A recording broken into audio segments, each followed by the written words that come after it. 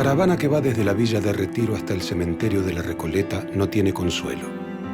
Son cabecitas, grasitas, descamisados. La ráfaga de ametralladora que mató al curita también los alcanzó a ellos. Esas balas quisieron callarlo para siempre. Sin embargo, las paredes de la villa demuestran que no pudieron. ¿Quién es Carlos Mujica? El cura de Recoleta que 40 años después de su muerte sigue presente en las calles y en el sentimiento de los villeros.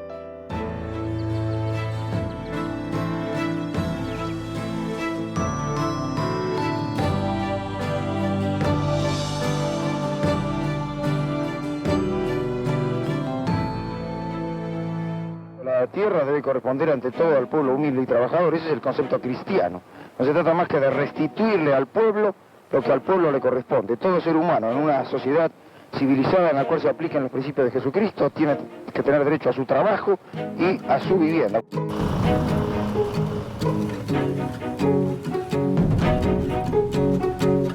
Hace 40 años la Villa de Retiro no era como es ahora. Muchas de las casas eran de madera y no había avenidas o autopistas que la cortaran al medio. Las calles no tenían pavimento y apenas había algunas canillas de donde sacar un poco de agua. En aquel momento todas eran casitas bajas, no habían edificios. Esta calle era una calle de barro. Acá en la esquina habíamos conseguido una canilla de agua después de tanta lucha. Luz no teníamos, peleamos por el agua, peleamos por la luz, conseguimos, pero bueno, faltaba la vivienda. Algunas cosas cambiaron, pero sigue siendo la misma villa. Aquella que el sacerdote católico Carlos Mujica eligió para estar junto a los pobres.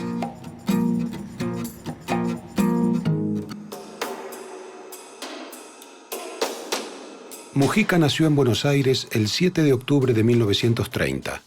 Era hijo de un político conservador que llegó a ser canciller de Arturo Frondizi y de una mujer de linaje terrateniente. Tenía todo para seguir el camino de su padre y se anotó en la Facultad de Derecho. Pero después de cursar 2 años, encontró su vocación y entró al seminario católico. De una u otra forma, parecía destinado a hacer una carrera exitosa y conservadora. Una de las cosas iniciales en su trabajo fue ser secretario del cardenal Cayano.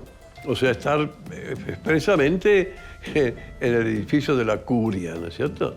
Carlos tenía toda la alfombra roja para ganar el Oscar del Vaticano, ¿no?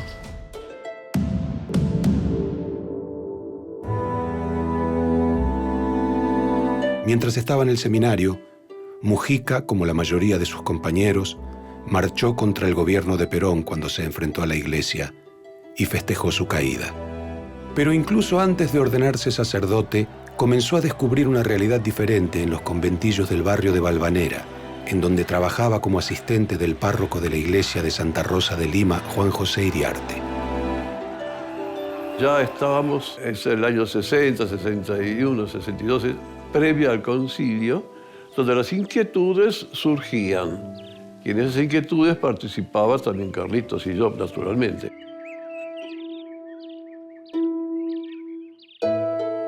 Mujica se ordenó sacerdote en 1959. Un año después, decidió postergar un puesto de secretario en el episcopado para pasar varios meses en el Chaco santafesino. La extrema pobreza que vio durante ese viaje lo conmovió profundamente. Al regresar, aceptó trabajar en la curia, pero también fue capellán del anexo que la escuela Paulina de Malincrot tenía en el barrio YPF de la Villa de Retiro. Ese fue su primer contacto con la villa y el inicio de una relación que continuaría hasta el final de su vida. En 1966, Mujica viajó nuevamente al Chaco santafesino, pero esta vez junto a un grupo de jóvenes de la Acción Católica, entre los que se encontraban estudiantes del Colegio Nacional de Buenos Aires, del que era asesor espiritual. Lo que les hace reflexionar era la diferencia entre su vivencia y la vivencia de la gente de El Chaco. De allí se saltaba fácilmente a este otro pensamiento. Hay una opresión y hay una necesidad de liberación. Mujica viaja en el 68 a Francia Vive el Mayo francés allá. En ese interín conoce que Perón estaba en España y viaja hasta allá para conocerlo. El peronismo había sido proscrito tras el golpe de Estado del 16 de septiembre de 1955 y desde aquel día el país ya había sufrido otros 2 golpes militares. Perón vivía exiliado en Madrid, desde donde organizaba la resistencia y soñaba con el regreso. Su figura se había convertido en la esperanza de los trabajadores y su quinta de Puerta de Hierro era un desfile incesante de políticos, sindicalistas, artistas y periodistas de todas partes. Mujica también quiso conocerlo y consiguió una entrevista. La reunión duró apenas media hora. Sin embargo, el compromiso del cura Villero con el movimiento peronista y en particular con su líder se iba a ir afianzando cada vez más. Carlos, cuando volvió de ver a Perón allá en Puerta de Hierro, vino embelesado, vino como con una cosa encima, ¿viste? Como que había visto a un ser supremo para él. Mientras Mujica se encontraba en Europa, en Argentina un grupo de curas comenzaba a gestar el movimiento de sacerdotes para el tercer mundo, del que él sería luego una de las figuras más conocidas. La Iglesia Católica, en el 64 al 68, organiza el Vaticano II. Pero ahí le dice, bueno, ustedes en América Latina pueden hacer una reunión propia. Y se hace en una ciudad colombiana que se llama Medellín. Si el Concilio Vaticano II dice hay que ir hacia el hombre y mujer burguesa, acá te dice hay que ir hacia los pobres y explotados. Hay un grupo de obispos 18 que sacan un documento en el cual ellos indican que quieren prestar muy particular atención al mundo pobre.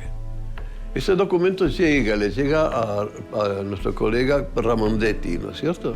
Y en torno a ello entonces hubo una publicación y se invitó a adherir. Y sí, fue una adhesión muy buena, 400. Esta carta le llega a Mujica allá a Francia y adhiere también como tantos otros que estaban allí estudiando. El regreso de Mujica a Buenos Aires fue también su regreso definitivo a la villa y el inicio de una exposición pública cada vez mayor. Su carisma y su capacidad de oratoria lo convirtieron rápidamente en una suerte de portavoz del movimiento de sacerdotes para el tercer mundo. Los acontecimientos nos conducen a reconocerlo a Carlitos como el representante, ¿no? El vocero. Lo hacía naturalmente y muy bien. El estilo de Mujica no caía bien en los sectores más conservadores. Ya durante su estadía en Europa, las autoridades del Colegio Mallinckrodt habían decidido destituirlo de sus funciones de capellán. Sin embargo, Mujica no dudaba de que su lugar estaba en la villa. Y a los pocos días logró que lo designaran al frente de una capilla que aún no existía, pero que él mismo se encargaría de levantar. Para el barrio, para la zona 31, creo que fue la casa donde cada uno se sentía parte, que cada uno se encontraba con un hermano, con una hermana, que cada uno, sin distinción de raza ni nacionalidad, sin ninguna discriminación, nos reconocíamos que éramos todos villeros, que todos éramos hermanos. Y ahí Carlos predicaba, pero también denunciaba todo lo que sucedía. Y algo muy fuerte que tenía, que mediante el Evangelio él hacía tomar conciencia de la situación que se vivía.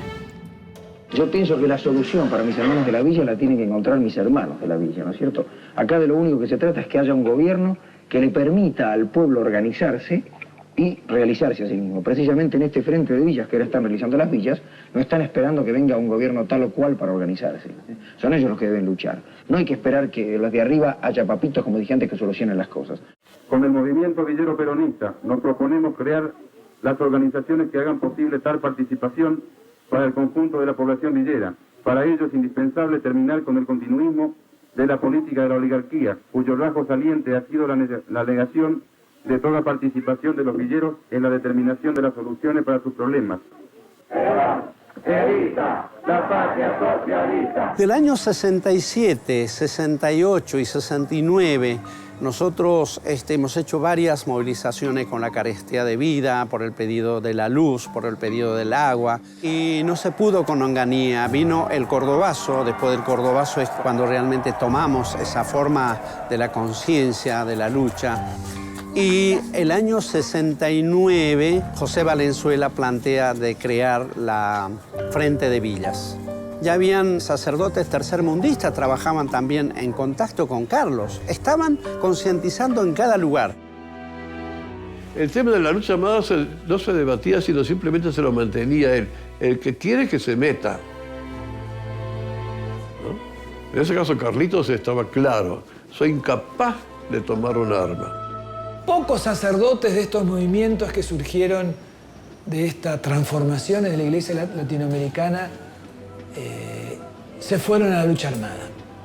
Y cuando decimos pocos, los podemos individualizar. Mujica jamás se fue a la lucha armada. La violencia que sufría el país afectaba cada vez más a Mujica. El 7 de septiembre de 1970, los dirigentes montoneros Fernando Abal Medina y Gustavo Ramos son asesinados en un enfrentamiento en la localidad de William Morris. Habían pasado muy pocos años desde los campamentos en los que debatía con ellos cómo luchar contra la injusticia y la desigualdad.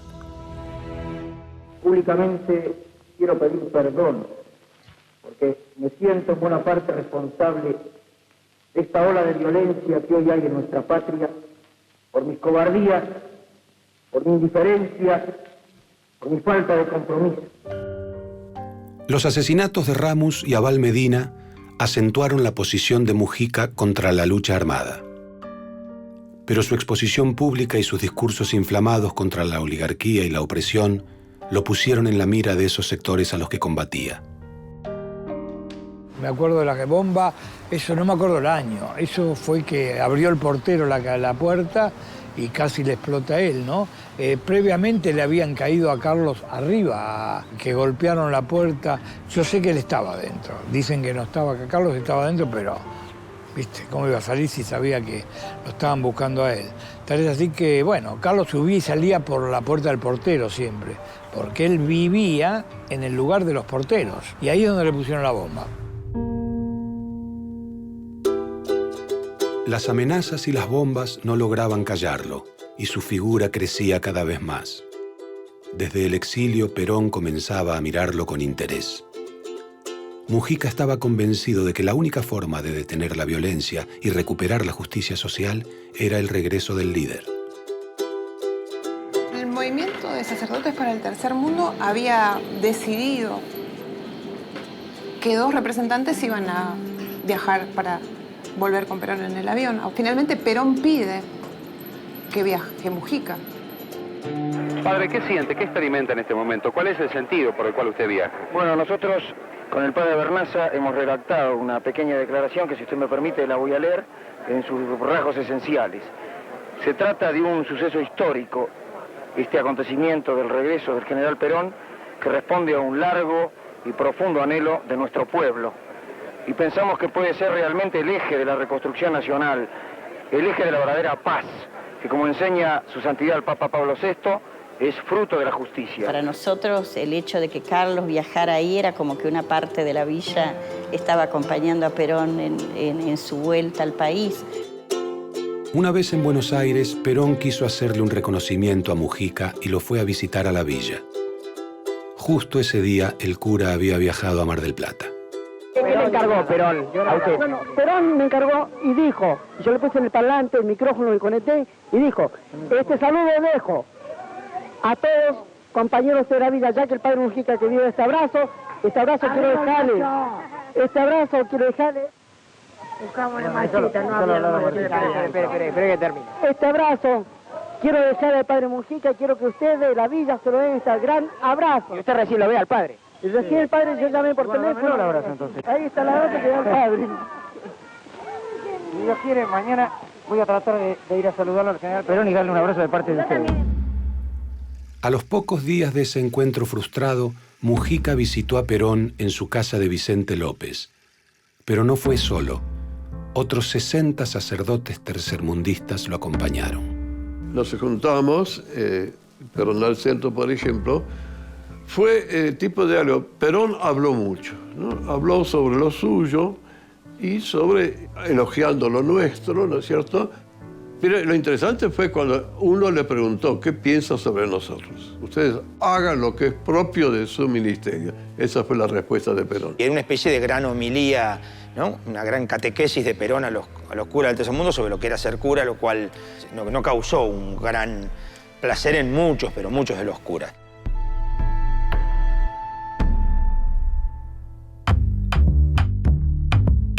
Mujica era peronista y muy popular. Quizá por eso algunos sectores del peronismo le ofrecieron ser candidato a diputado. Pero tenía que elegir, aceptar un cargo político o seguir siendo sacerdote. Y eligió. He agradecido el hecho de que se me propusiera esa candidatura, pero pienso que las exigencias de mi tarea sacerdotal acá junto a mis hermanos de la villa me exigen no aceptar por el hecho de que esta tarea, que yo la estimo un privilegio que Dios me ha dado, el poder estar junto a mis hermanos trabajadores, a mis hermanos los pobres, me exige todas mis energías. Mujica lo rechaza porque el movimiento de sacerdotes del tercer mundo no cree que un sacerdote deba tomar un cargo público, y también lo rechaza por su trabajo en la villa. Y una tercera opción es que también lo rechaza porque tenía miedo de la curia. El cardenal constantemente le estaba diciendo, ¿por qué no se dedica a la política y deja de ser cura? ¿No? Lo presionó más de una vez a que deje de ser cura. Cosa que Carlos no quería de ninguna manera, porque Carlos se sentía y quería ser cura. Yo personalmente no soy un político, soy un sacerdote. Y para mí lo principal y primero es la exigencia de mi misión pastoral. Con Perón todavía proscrito, el peronismo postula a Héctor Cámpora y arrasa con casi el 50% de los votos. El 25 de mayo de 1973, Cámpora asume la presidencia de la nación. Miles de argentinos festejan en la plaza el regreso de la democracia y del peronismo. Mujica también. Pero para él empieza el momento más difícil. En la sesión, en las actas oficiales. Bueno, ahora voy a ir acá a la Casa de Gobierno cuando jure el doctor Cámpora, pero no me quería perder esta alegría tremenda del pueblo y me parecía que tenía que estar justo a mis compañeros villeros en este momento de alegría del pueblo. Existía en Perón el deseo fuerte de que algunos de nosotros, y en particular Carlos, formara parte fuertemente de la conducción. Y hicimos una carta que lamentablemente se perdió, con la cual le indicábamos a Perón que nuestra intención era permanecer siempre en el nivel bajo, digamos así, del llano de nuestra gente, del mundo trabajador, del mundo pobre, y no ocupar ningún lugar. Después hubo la insistencia, de modo que Carlos lo máximo que aceptó es una asesoría en el Ministerio de Trabajo y Previsión, donde estaba López Rega. Y las comisiones le dijeron que sí, que tenía que aceptar, porque además él era la persona indicada, porque vivía en la villa, trabajaba en la villa. Era la figura representativa dentro del peronismo militante, revolucionario. Él acepta porque él cree que va a poder influir para que desde el ministerio se hagan cosas favorables en favor de las villas, cosa que cuando empieza a darse cuenta que a las villas no llega nada o llegan migas, es que él presenta la renuncia. Yo estuve con López Rega en una que fui con José Valenzuela. López Rega era un tipo muy jodido, muy duro. Y ese día, bueno, sí, hubo una amenaza así de que, ojo, aquel que no cumpla con lo que digo yo, porque algo así desaparece, ¿no? Mujica confiaba en que el regreso definitivo de Perón a la Argentina, el 20 de junio de 1973, iba a pacificar al país. Pero la violencia que se produjo en Ezeiza, el día mismo de la llegada del líder, y las numerosas advertencias que venía recibiendo sobre López Rega le decían lo contrario. Compañeros, ustedes saben bien, muchos de ustedes, que esta asesoría yo la acepté después de haber consultado a los compañeros villeros y haber consultado también a los compañeros sacerdotes. También sé que muchos de ustedes me lo han dicho, que en este sentido, ¿qué razón tiene ahora que continúe en un cargo cuando sabemos que las continuas demandas que hacemos no encuentran ninguna respuesta? Por eso yo ahora les voy a leer a ustedes el texto de mi renuncia, para ver si ustedes están o no están de acuerdo que yo me aleje del Ministerio de Bienestar Social.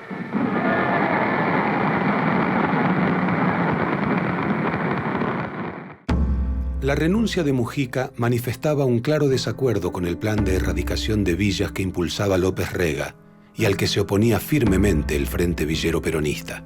Nosotros planteábamos el control en los materiales de la construcción. Queríamos participación en las licitaciones o con qué empresas iban a licitar. Nosotros queríamos la participación plena de la mano de obra porque habían albañiles, carpinteros. Y otra de las cláusulas era las cuotas mensuales, cómo se iba a pagar. Y pienso también, y acá los compañeros van a opinar, que el gobierno que eligió el pueblo el 25 de mayo tiene que ir a una solución del fondo del problema, pero teniendo en cuenta de una manera decisiva la opinión de los villeros. Es decir, que las viviendas que se hagan teniendo en cuenta la opinión, la intervención directa del pueblo que las va a habitar. Eran ya viviendas que estaban construidas, es lo que se les ofrece en ese momento a los delegados de ACAP para decir, bueno, de que se iba a erradicar la villa y por lo tanto significaba también que se iba partiendo la villa y su organización. Llamamos a una reunión, a una convocatoria del movimiento villero. Dicen que había que organizarse, había que hacer una movilización. En esa marcha se mata el primer villero que iba en la marcha, era un vecino del barrio de Güemes. Viene la infantería, se nos pone al frente con una itaca, nos asesinan a Alberto Chejolán. Mujica intentó continuar su vida normalmente, pero sabía que esos gorilas del gobierno popular ya lo tenían en la mira.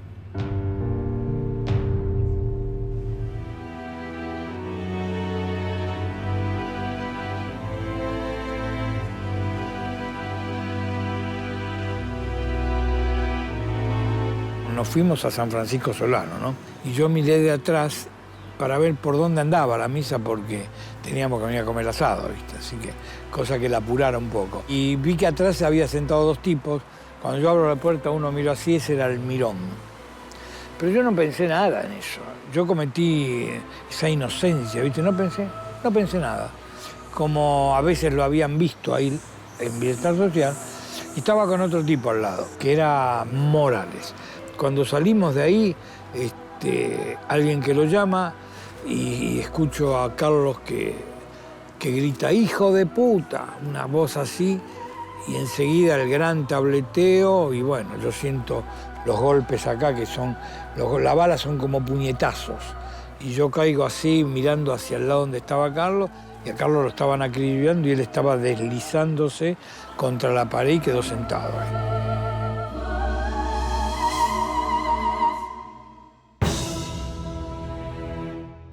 Sabíamos que nunca iban a matar a Carlos en esta capilla, porque si alguien quería atentar contra la vida de Carlos, de acá no salía.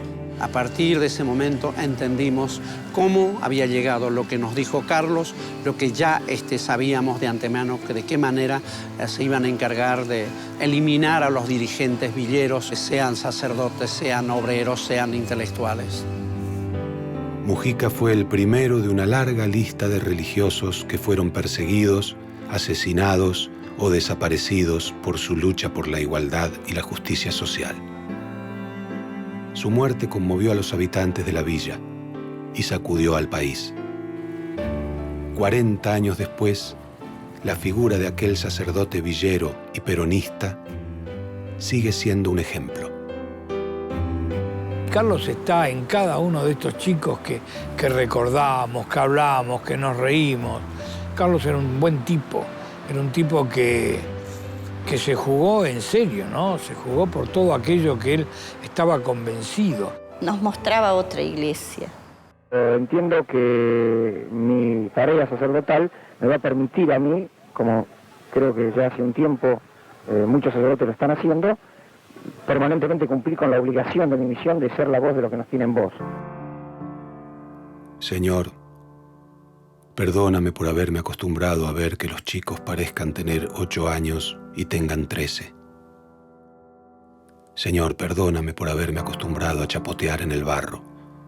Yo me puedo ir, ellos no.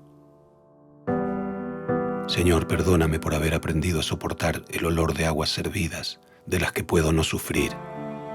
Ellos no. Señor, perdóname por encender la luz y olvidarme de que ellos no pueden hacerlo. Señor, yo puedo hacer huelga de hambre, y ellos no, porque nadie puede hacer huelga con su propia hambre. Señor, perdóname por decirles, no solo de pan vive el hombre, y no luchar con todo para que rescaten su pan. Señor, quiero quererlos por ellos y no por mí. Señor, quiero morir por ellos. Ayúdame a vivir para ellos. Señor, quiero estar con ellos a la hora de la luz.